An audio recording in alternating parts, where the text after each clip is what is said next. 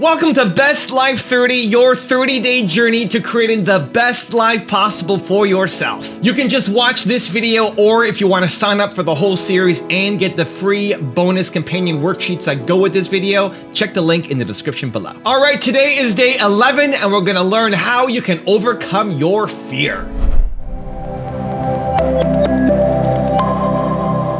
You are unusually fearless and willing to go in the face of other people telling you something is crazy. And I know a lot of pretty crazy people, you still stand out.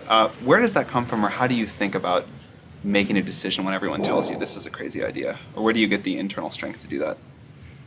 Well, first of all, I'd say I actually think I feel fear quite strongly.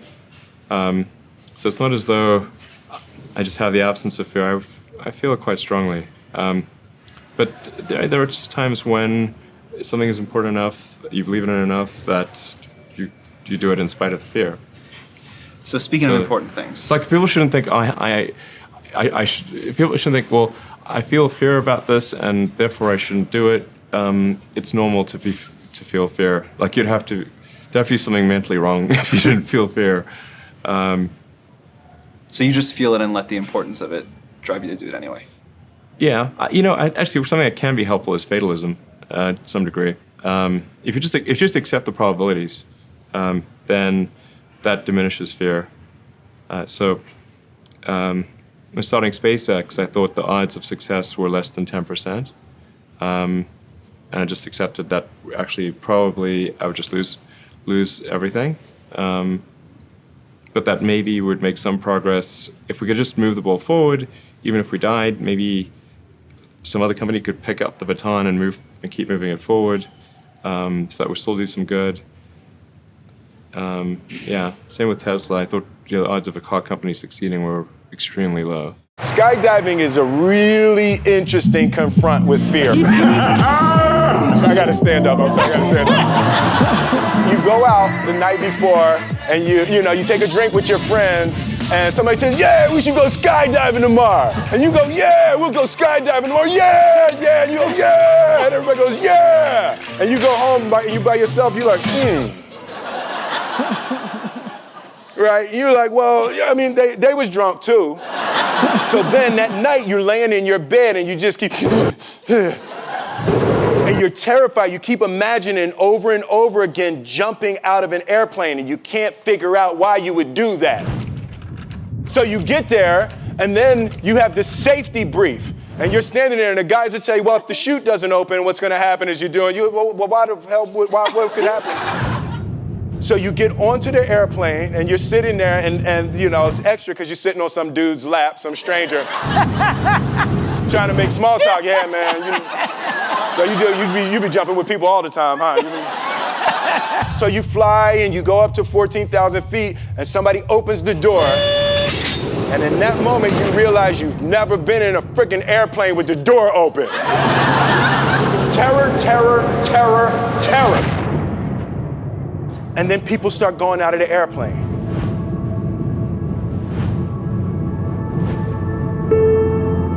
And the guy walks you up to the end of the thing, and you're standing and your toes are on the edge, and you're looking out down to death.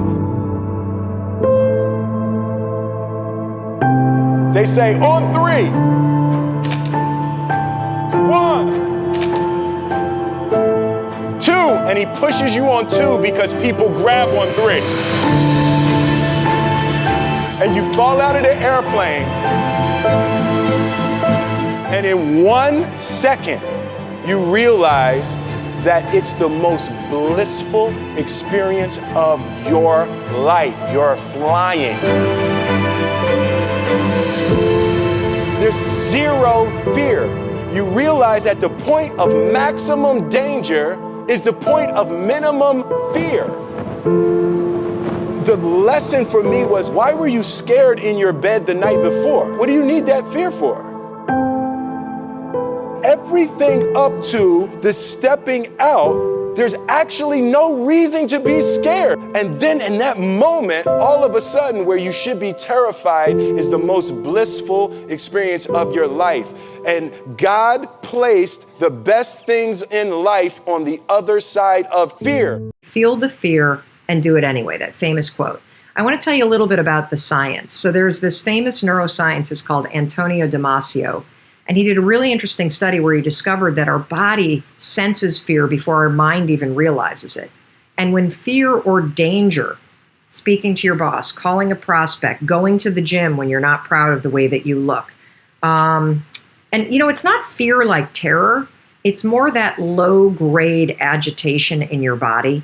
I felt it yesterday because I went to a boot camp class yesterday and I'm not in good shape and I don't do boot camp classes. And Kendall and I are staying at this hotel where, holy cow, everybody seems like there's some sort of professional weightlifter or Instagram model. And so it was really intimidating. And I could feel that agitation in my body. That's the kind of fear I'm talking about. I'm not talking about the paralysis fear your life is threatened and you really are in a life or death situation. I'm talking about the low-grade agitation that is there when you're about to do something that makes you feel a little uncomfortable. So when fear or danger is sensed in the body, your body begins a stress response before your mind even catches up. And if you want to take control of your life, you got to take control of that physical state. And it starts with catching these moments, everyone, when you start to feel it. With every milestone, while you might be excited about the milestone, there's a part of the milestone that you don't want to face. Are you hearing me? And listen to me. I knocked out the coursework, boom, got it done in order. E.T., why did it take you 2 years, E.T., after you finished your coursework? Why did it take you 2 years to get started with the dissertation? I'm going to be 100 with you. Look, knocked all the coursework out. But when I finally got to the dissertation, I had to get to that demon. I had to deal with it. I had to face it. Face what? We're not talking about elementary school, middle school, high school. I've had a professor or two tell me in college that you will never get your dissertation, that while your writing has improved, but in terms of your analysis, like you are not critical enough to do a dissertation. Are you hearing what I'm telling you? We're talking about, look, math, I love math coming up. Why? It is what it is. Please excuse my dear Aunt Sally. Like, it is what it is, right? It's not subjective. Writing is subjective. I've had teachers to look at my work and strip it into parts. The fear of what? The fear of rejection. Right? My teachers were so subjective. I put my whole heart into it. I put everything I could put. And they tell me, edit it again. Revision after revision. Edit after edit. Are you hearing what I'm telling you? I had to deal with the fact that writing has never really been my strong suit. And even though I've worked hard and I put in hours and hours, in the back of my mind, I could hear the teacher say, E.T., you don't have what it takes to get a dissertation. I'm a grown man dealing with that fear. I'm a grown man of dealing with the rejection of getting all that red on my paper, of having to do it over and over and over and over. And come on, somebody feels me. You feel like you'll do 120%. You'll give everything you have and it still won't be enough. I feel you. I was there. A part of the milestone is, what if I give everything and it ain't enough? What if I put my whole heart, my whole mind, my whole soul into it, E.T., and it's not enough? What if I do it and I fail? And so I feel you. So you just like you're not going to do it at all because you'd rather not do it and find out the truth. And I'm telling you, you got to do me a favor. You got to face your fear, and you got to do it anyway. Your boy E.T. had to face his fear. That's right. Yep, I know. You see E.T. beast mode, and you're right. I am beast mode, but it don't mean beast mode without fear. It don't mean beast mode without a little anxiety. It don't mean beast mode, and I'm just 120% sure. No, I have to live by faith too, and I made up in my mind, E.T., you got to go after it, E. Look, I finished my coursework. It took me 2 years. Why? Because it took me 2 years to get over the fear. It took me 2 years to get over the anxiety. It took me 2 years to finally say, Goliath, here I come. Goliath, you might be taller than me. You might be bigger than me. You might be stronger than me, but I'm coming. And I'd rather die trying. I'd rather die going after this dissertation. I'd rather give everything I got. I'd rather give a year. I'd rather put in work and fail to not try it all. When I was younger, life and society made this big world with all these endless possibilities. Yep. Endless possibilities. My life made my possibilities this big. Yep. Because it made me afraid of all these different things. Yeah. So all this stuff trapped my mind, it shackled my brain, it made me a prisoner within my own self, saying, this is all I can do. Because why? I'm afraid of this, I'm insecure over here, I got self-doubt over here, back behind me, good Lord, who knows what's behind me? I'm not gonna look behind me. So your life is this big. Versus it being like, I can do all this shit out here if I start to break down these these different walls and barriers. And that's what I started realizing. I could become a Navy SEAL. I could become this, but I was afraid of the water. Think about this. I know. Why the f are you gonna go be a Navy SEAL when all you do is play in the water? Yeah. And we don't play, we're in it and we're living in it. You're tying the knots, ocean. you're swimming for That's miles. right, the ocean is unforgiving. Yep. Yeah. So my mind is, I'm gonna go be a Navy SEAL. Yeah. If I didn't face that fear, no one would ever know me. I was number 3 behind Michelle Obama for a long time until my book sold out. Yeah. And I was a guy just 21 years ago Yep. who was 300 pounds, could barely read and write, and now I have a book just 2 spots behind Michelle Obama. Yeah. Guess why? Hopefully we get it above today. Right, just because I was afraid. Yeah.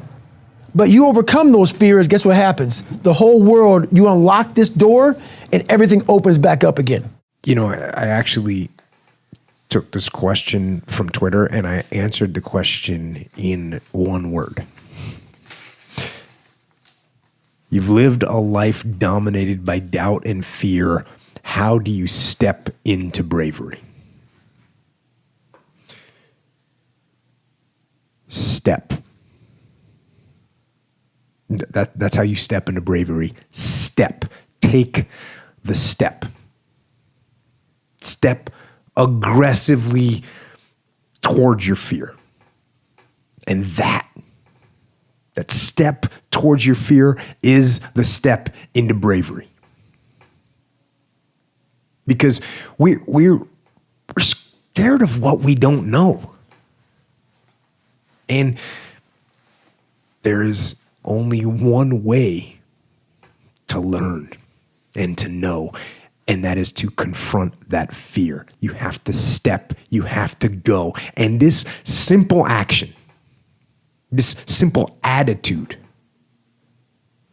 it answers so many questions. My theory here would be if you're afraid of fighting and altercations, go train jiu-jitsu. If you're afraid of heights, work on some rock climbing. If you're afraid of the water, it's time to swim. It's time to surf. It's time to get out there. If you're afraid of pull-ups, if you're afraid of pull-ups, do pull-ups. If you're in squats, do squats. If you're afraid of public speaking, go speak in public. Mm-hmm. If you're afraid to start a business, start a business. Make it small. And on all these, what you have to do is you have to mitigate the risk and you have to ease yourself into it, but you got to go for it.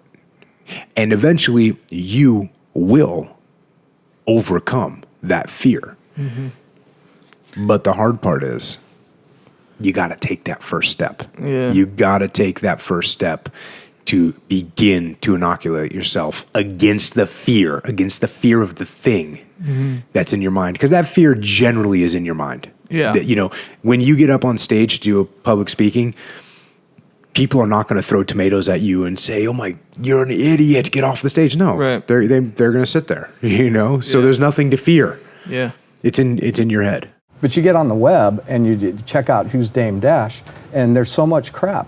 How do you deal with that, and how do you suggest other people deal with it when they reach a certain level of celebrity? I mean, when you sign on to being a certain level of celebrity, you got to know they're going to say things, and you know things are going to get eyeballs and get people to buy. You know what I'm saying? And you know, I really don't care.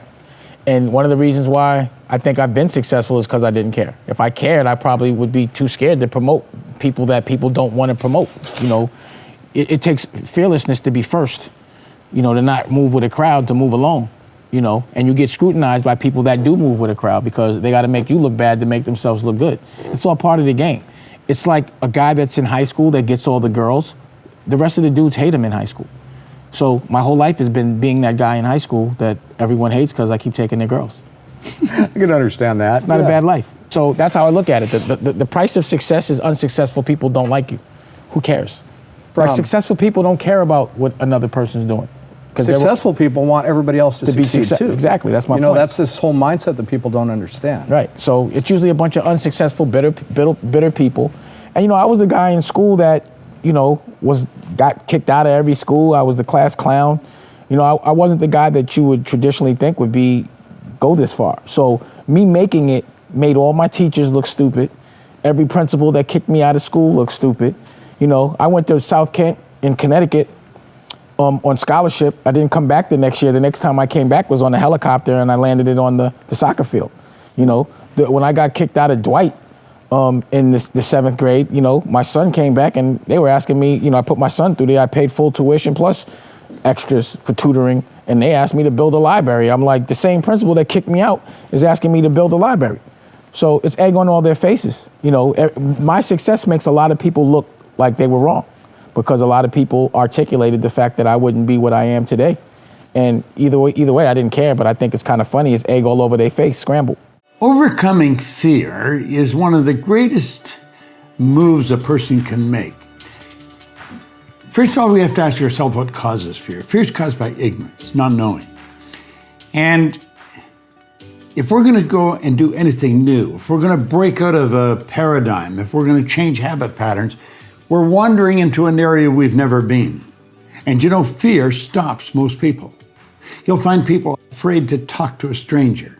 You'll find individuals afraid to stand up and ask a question in front of other people. You'll find salespeople afraid to make a sales call, afraid to ask for the order. Stop and think of how confining that is. A person is putting themselves into a small cell, but it's in their own mind. The doors aren't locked. They can open, and you can walk away to freedom. If you learn to overcome fear.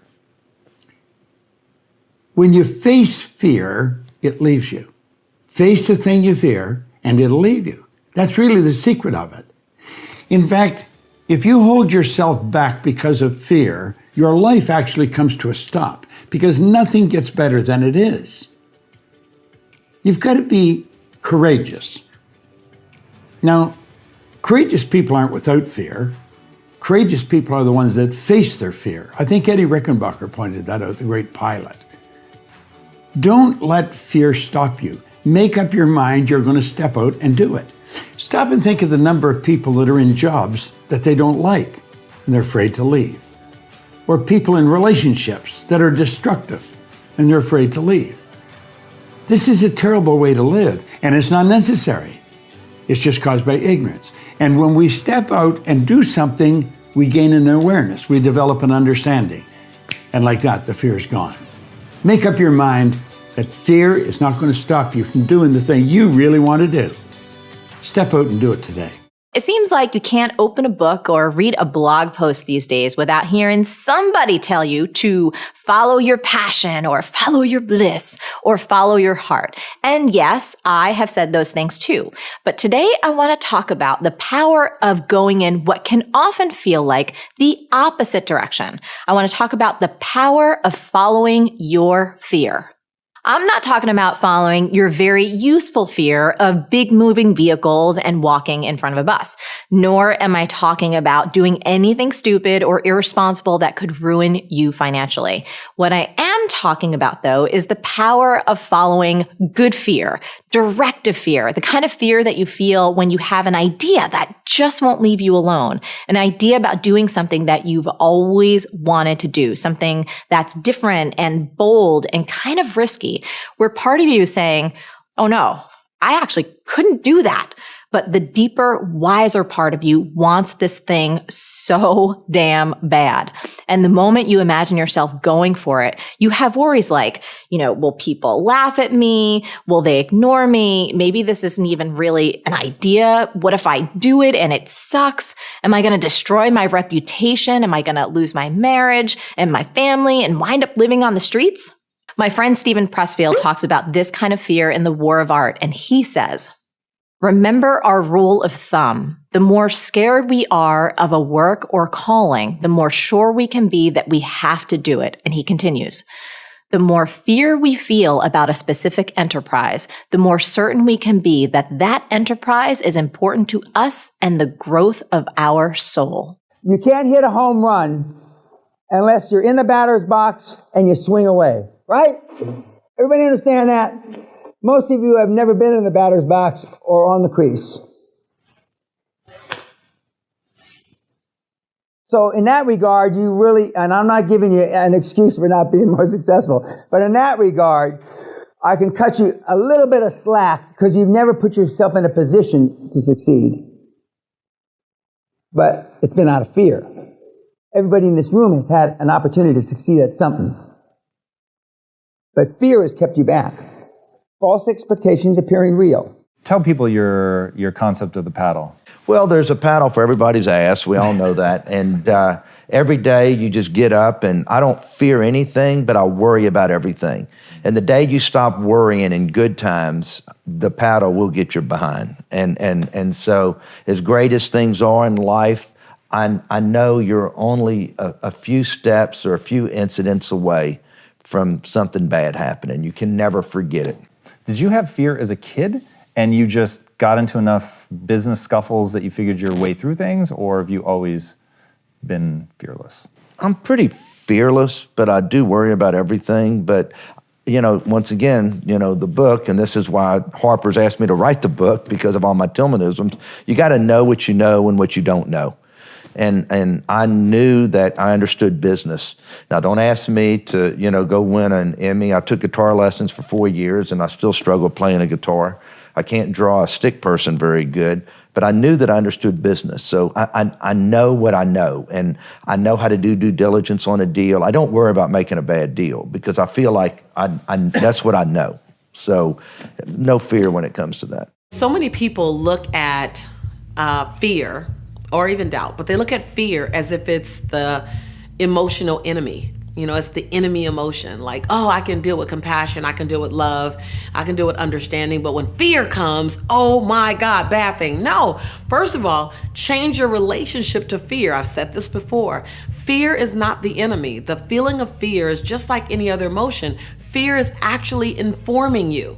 Fear is telling you that you need to do something. Either do more research, get some support, get some insight, study a little more, slow down. Fear is actually feeding you. So then ask yourself the question, what do I need to do, think, or go get to dissipate this fear? Because remember, fear becomes present when you've made up something that could happen in the future. And it makes you afraid right now. Like, oh my God, I'm afraid I can get hurt in this relationship. Oh my God, I'm afraid I'm gonna lose my money. You're just projecting a story that you made up. Then back into that fear and go, okay, wait, then what do I need to do to minimize the fear that I might get hurt? What do I need to do to minimize the fear that I might lose my money? What do I need to do? Of course, you can't 100% eliminate the possibility, but you can greatly reduce the chances by asking, what am I afraid of? What am I afraid that's going to happen? And then secondly, recognize that fear doesn't mean stop. People think, oh, I'm afraid, let me stop. Okay, that's a choice to stop. Fear doesn't necessarily mean stop. Fear might mean proceed with caution or proceed with more strategy. Fear doesn't, whenever I'm feeling fear, it doesn't tell me this. I don't even think now to stop with the fear. I do think to slow down, go get some help, go get some insight, voice my fear so that it's not just all in my head. Recognize that fear is going to come in when you're playing bigger than you've ever played before. I say if your knees aren't knocking and your teeth aren't chattering just a little at least, then you're not playing big enough. The bigger you play, the more you're gonna feel your knees knock and you're gonna hear your teeth chatter. And I'm always playing big. I'm always feeling my knees knock and I'm always hearing my teeth chatter. But I've created a relationship with that fear to go, hold on. Let's say fear's right here. Fear, what are you telling me? Because fear really is, it's a story. It's something you think could happen. And could it happen? Yeah. But could it not happen? Yeah. So don't try to outrun fear. Don't try to outrun doubt. And definitely don't wait until doubt and fear are gone before you move. Find out what doubt and fear needs to dissipate into the nothingness that it always was. What does it need? And then understand that action brings clarity. So the more you move forward, the more action you're in, the more clarity you get, because action breeds clarity. And clarity comes with action. So many times you're sitting on the sideline waiting to get completely clear before you take any action. And clarity is waiting for you to get in action to create clarity. So be willing to play full out a little nervous. Dr.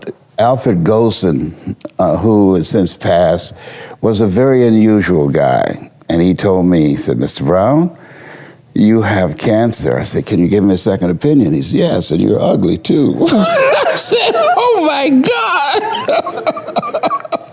So I didn't have a chance to have fear because, those three words, you have cancer, three of the most feared words in 7 different languages. I saw it as a fight.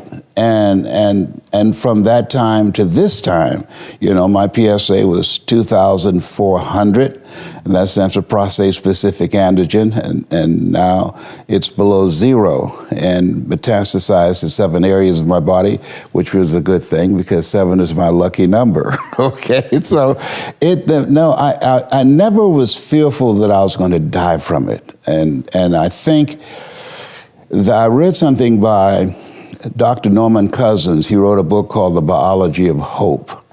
And he talked about the fact that when something happens to you, you don't deny it, you defy it. And I was defiant that I'm going to beat this, I'm going to handle this, that there are people who many times when something happens to them, that they embrace it from a place of fear and it takes them out. And L.C. Robinson said, things may happen to you and things may happen around you, but the most important things are the things that happen in you. And you have to stand up inside yourself and deal with it and handle it. And Cheryl says, what is Gabby's biggest fear? Good question. I think that I don't even want to say them out loud. Yeah. How about that? Cool. Absolutely fine with me. Yeah, because I don't want to bring energy to it. Yeah, sure. I like that. Can you expand on that then? Well, here's the deal. We all have fears. No matter how committed to love we are, no matter how deeply connected we are to our own spiritual practice and to God and to the universe, we will always have fear, unless we somehow become enlightened, which is possible. But we will live with fear, and it's not that the fear goes away completely as a spiritual student. It's just that you don't believe in it anymore. So when you ask me to share my fears, it's like talking about something that it's like not true for me. So of course there's fear, and they pop up, and they're it's present, but it's not real for me. So it feels like I'm doing the world a disservice to say it out loud. Fear of the future. Much of my anxiety is about what will happen to me going forward. Fear that I will lose what I already have, or that I won't get what I want. We cannot be governed by fear, but we should respect fear as a type of awareness, a type of wisdom. There is knowledge in fear. I suppose if we feel a lot of fear and anxiety, my daughter's just walked in, we should acknowledge that we are living in projections. We're not present in the moment. Mooji, the great meditation teacher, from whom I get some of my sparkliest blankets, said, we are more than just a vessel for concepts. When you are feeling something, when you are projecting something, try to identify more with the observer of the phenomena rather than the phenomena itself. Say, for example, I'm frightened because I'm flying to America for 3 months to be in the TV show Ballers. What is the nature of the fear, really? I feel like I can get something from being in Ballers, like maybe things will go well and I'll be in Ballers again. Well, that happened last time and it did not resolve my spiritual problems.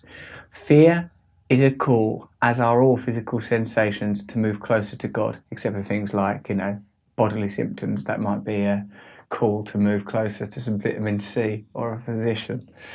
So there is wisdom in fear, but in many of us, myself, I would have to include in this, that instinct, that impulse, that sensation of anxiety has gone awry. I've witnessed it this way. There are probably multiple neurological networks, and sometimes my bias becomes towards the fearful one, like I live in this circuit of fear, all information causing more fear. Sometimes it takes an external influence, like a powerful mentor, to say, stop being frightened, to sort of jog me onto the positive perspective. Objective reality, they say, may never have changed, eternal and infinite, every moment continually being lived out, always, everywhere, forever. That means there is no change, there is no past, there is no future, particularly not if you can weld your consciousness to the observer instead of identifying with external phenomena. Don't fear the future, because the future doesn't exist. Well, I don't know what will happen now. We've got some difficult days ahead. But it really doesn't matter with me now, because I've been to the mountaintop. I don't mind. Like anybody, I would like to live a long life. Longevity has its place. But I'm not concerned about that now. I just want to do God's will. And He's allowed me to go up to the mountain. And I've looked over and I've seen the promised land. I may not get there with you, but I want you to know tonight that we as a people will get to the promised land.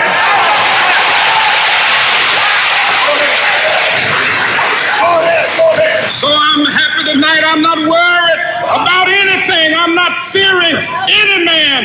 Mine eyes have seen the glory of the coming of the Lord. Now I've got a special bonus clip that I think you're gonna enjoy. But before that, it's time for the best Life 30 questions of the day. It's not enough to just watch this video. You have to do something. So pull out your worksheets and answer these questions. And if you don't have the worksheets, you can get them for free. Check the link in the description below. All right, here we go. Question number 1. What do you want to do but you're afraid of? Number 2, how will you change your relationship with that fear? And number 3, what's the first step you can take today towards it? And if you are doing the Best Life 30 challenge with me, give me a hashtag BestLife30 in the comments below so I can celebrate with you. People aren't afraid of failing. You're afraid of failing in front of other people. You'll sing in the shower, but you won't sing on the street corner. You'll record a video, but you'll never release it. You'll be your own biggest critic, but you won't at the same time also be your own biggest fan. That needs to change, starting today. So my biggest fear is disappointing people. I'm terrified of disappointing people. The idea that you would come to my Thought Leadership Academy and I would teach you how to win on social media and get the ideas out of your head and pay $2,000 to do it. The idea that you would come and be disappointed destroys me. And it's led to some positive things in that I always over-deliver. I'm always obsessed. I'm always putting so much value to that.